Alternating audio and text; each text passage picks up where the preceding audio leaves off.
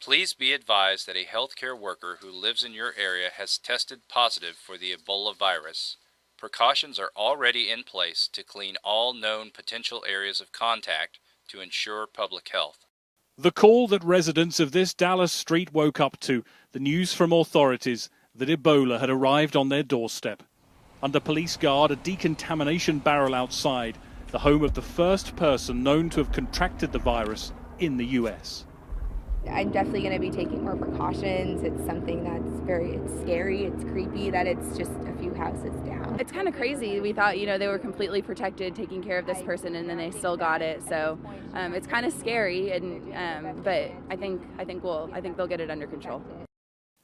The victim had treated Thomas Eric Duncan, the first person to be diagnosed with Ebola in the U.S. He'd fallen ill after arriving from Liberia and died last week. The hospital says the nurse wore protective clothing.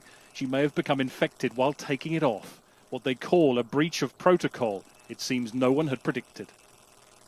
We will be working with Health and Human Services, the CDC, and our state partners and Presbyterian today to make sure all necessary protocols are put into place.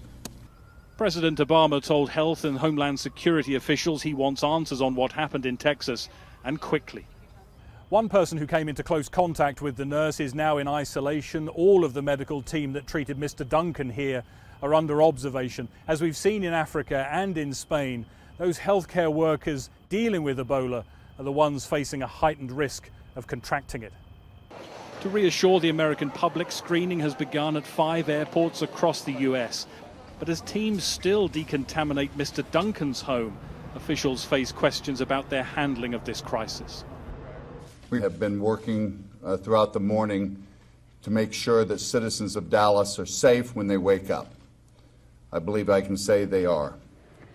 1,500 miles away, a man who recently traveled to Liberia was admitted to hospital in Boston with Ebola-like symptoms. Doctors say it's unlikely he has it, but is in isolation. No one is taking any chances. Doctors say there will be more cases, and even if the chances are small, as Ebola spreads here, so does the sense of alarm. Greg Milam, Sky News, Dallas.